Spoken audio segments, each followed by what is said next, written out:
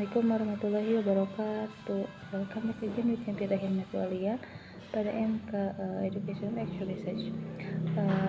Pada video ini saya akan menyampaikan rasa materi yang berjudul tentang Guided Data Analysis Workshop dalam Education Research. Nah, materi itu membahas tentang bagaimana cara menganalisis data dalam penelitian tindakan kelas atau action research secara lebih terarah dan juga sistematis. Nah, pertemuan sebelumnya itu hanya mempelajari pengenalan data analisis. Nah, untuk pertemuan kali ini itu akan menjelaskan tentang langkah-langkah lebih jelas atau lebih mendalam bagaimana data yang sudah dikumpulkan dapat diolah menjadi sebuah temuan penelitian. Nah, dan juga sudah dijelaskan bahwa action research itu adalah merupakan proses reflektif yang bertujuan untuk memperbaiki praktek pembelajaran di kelas. Nah, oleh karena itu, analisis data bisa menjadi bagian yang sangat penting. Bisa melalui analisis ilmiah, peneliti dapat mengetahui apakah tindakan atau strategi yang diterapkan itu bisa benar-benar memberikan perubahan atau sebaliknya. Nah, apa sih tujuan guided data analysis itu? Nah, tujuannya itu adalah untuk membantu peneliti menganalisis data secara terstruktur sehingga peneliti itu tidak merasa bingung terhadap banyaknya data.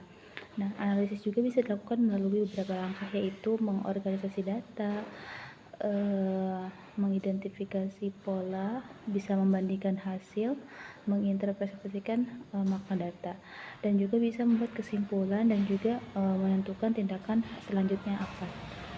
Nah, selanjutnya ada dua jenis data yang sering digunakan dalam action research, yaitu data kuantitatif dan juga data kualitatif.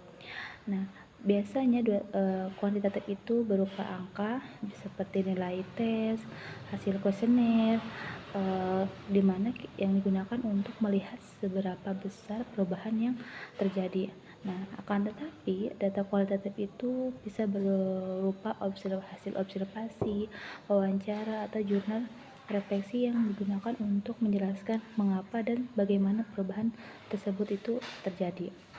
Nah, ada beberapa langkah yang dimana ketika kita proses analisis data. Yang pertama adalah mengorganisasi data agar semua data tersusun rapi dan juga mudah dianalisis.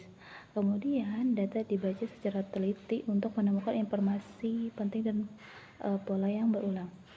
Kemudian peneliti membandingkan hasil sebelumnya dan sesudahnya. Setelah itu menginterpretasikan makna dari data yang diperoleh. Lalu setelah itu membuat kesimpulan berdasarkan bukti yang telah ditemukan. Dalam action research juga tidak cukup hanya menggunakan satu sumber data.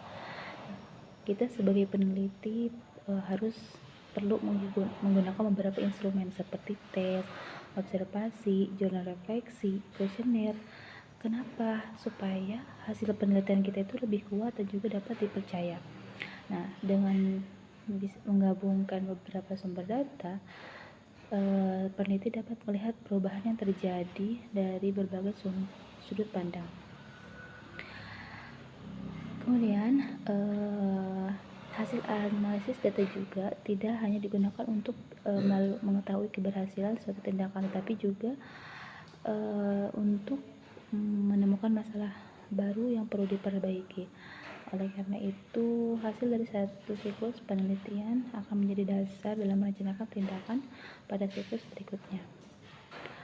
Sebelum menutup video ini, saya akan berikan kesimpulannya bahwa guided data analysis itu adalah di mana bisa membantu peneliti mengubah data yang awalnya masih mentah kemudian bisa menjadi informasi yang bermakna. Nah, bisa melalui data analisis yang sistematis, peneliti dapat memahami perubahan yang terjadi di kelas, seperti mengetahui efektif tindakan yang diberikan, serta bisa menentukan langkah perbaikan yang perlu dilakukan pada siklus selanjutnya. Mungkin hanya itu saja yang bisa saya sampaikan. Kurang lebihnya mohon maaf. Wassalamualaikum warahmatullahi wabarakatuh.